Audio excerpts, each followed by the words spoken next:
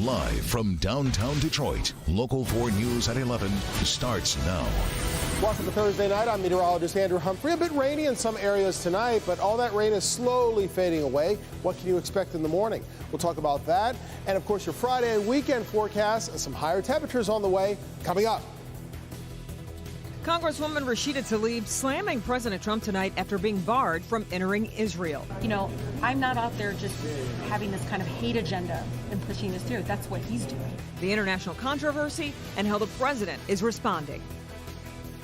It's been 2 weeks of intrigue, backbiting, and threats in Oakland County. Tonight, on the eve of a showdown at the Board of Commissioners, a new mess, and it's an oily one.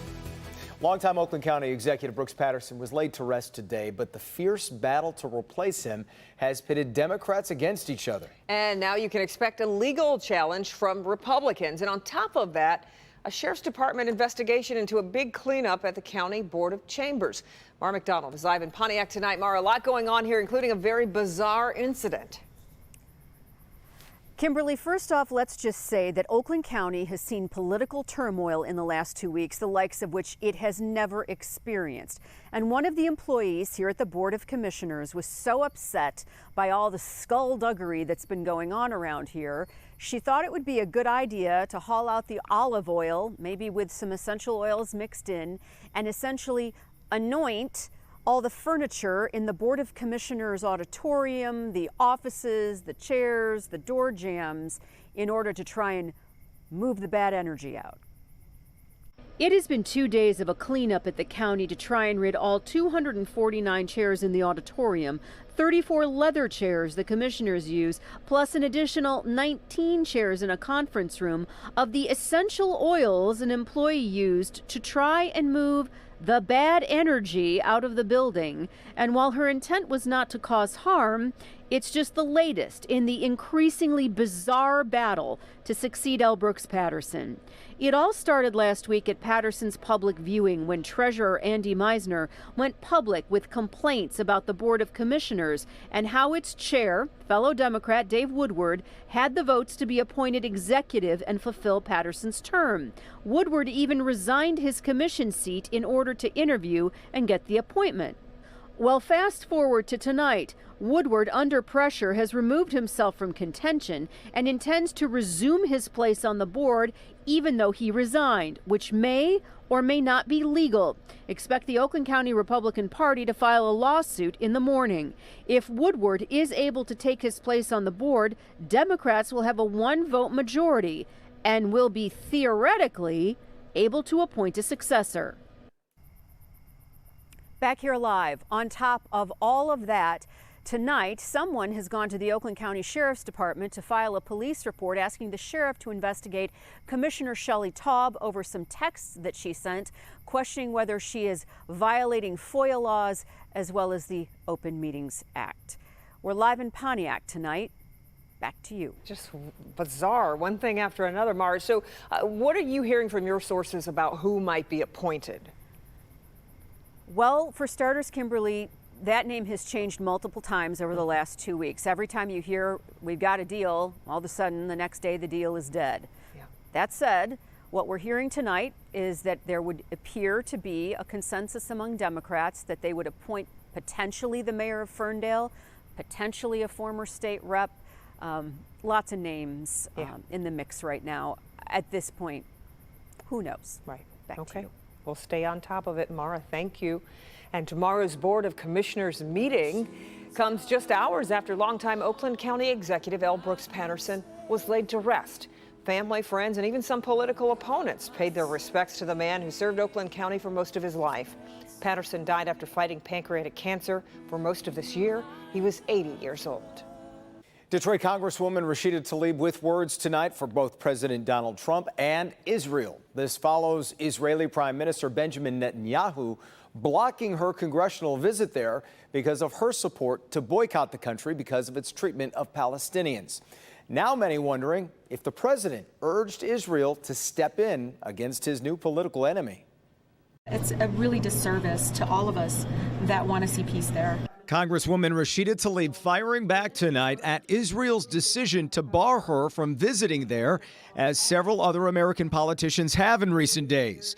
She called it another attempt by Israel to silence anyone who comes from a different perspective. This is a country that has just made a huge error, I believe, and they're going to probably have to pay the cost of it. A number of my colleagues are very much taken aback by this, very angry by this decision. The very senior members of our Jewish caucus in the House spoke out and said this was wrong. Whether they agreed with her or not, they thought she should be allowed to visit, and expressed directly to the government of Israel how wrong they thought this was.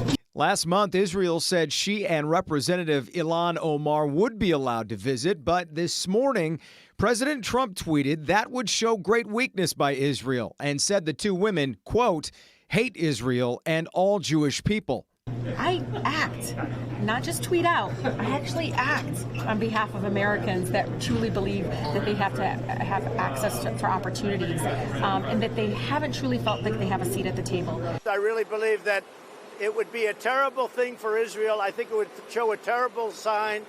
They want to do boycotts. But more than a diplomatic trip, Tlaib also hoped to visit her grandmother, who lives in the West Bank. We see Israel as a democracy, as a democratic country, but it's very obvious that they're trying to limit what I'm able to do when I get there. I mean, my goal is to see my grandmother. Again, she's in her 90s. This could be my last chance to see her. Tlaib can file a humanitarian request to travel to the West Bank. Israel's interior minister says they will consider the request if she makes it. All right. Well, it was a muggy night across Metro Detroit. Yeah, sure was. Some areas hit with storms as well earlier. Andrew is in for Ben tonight.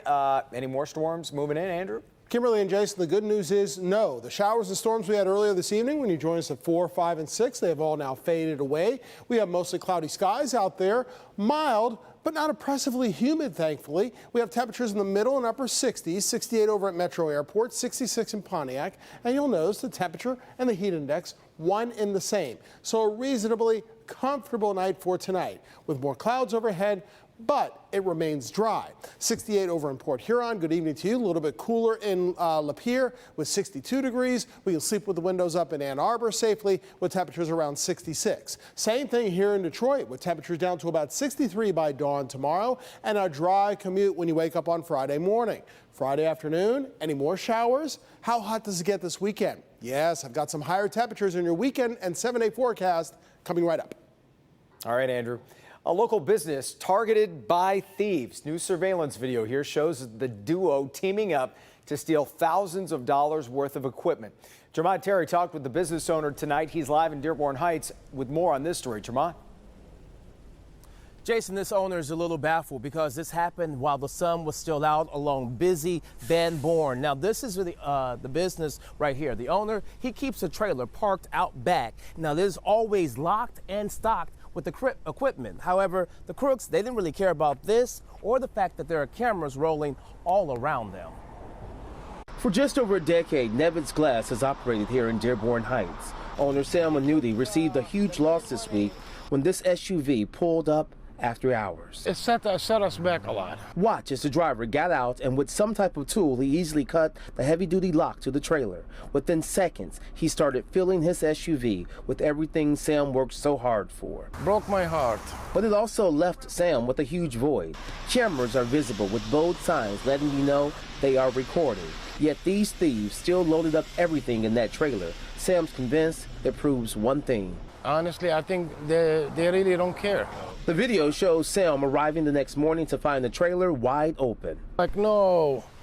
I went to the cameras and I saw them. They had their license plates removed from their vehicle. But the older model Suburban is visible along with the crooks' faces. They quickly try loading up everything inside the trailer, including this 200-pound aluminum cutter. This is how we cut the aluminum, custom make the finish on the window outside, and that's a must. That item alone is nearly $3,000. Altogether, an estimated $7,000 worth of work items gone in minutes. Sam and police hope someone can ID these men. If they've done it to me, they've done it to other contractors.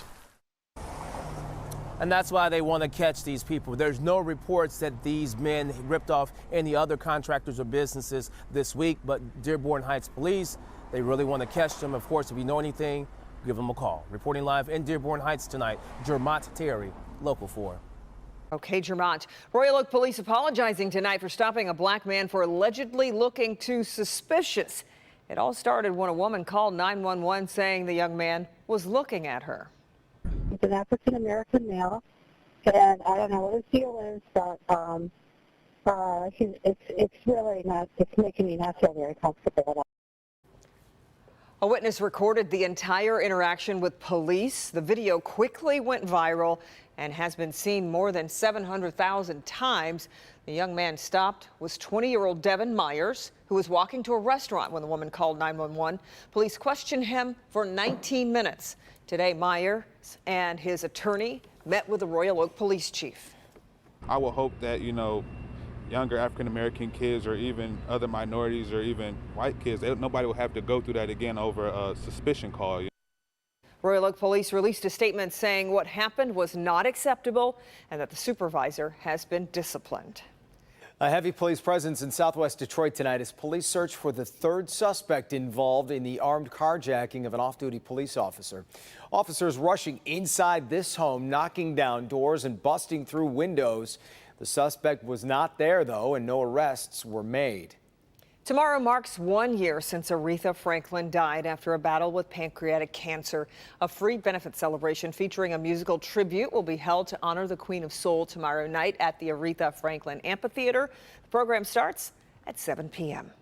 Still ahead, a little boy is being called the miracle survivor. New video captures the moment crews rescued a 3-year-old who spent 2 nights lost alone in woods full of bears. An undercover operation nets more than a dozen arrests, including one of their own officers. The disturbing charges this deputy now faces. And a sports icon survives a fiery plane crash. What we're learning about the condition of Dale Earnhardt Jr. and his family coming up next.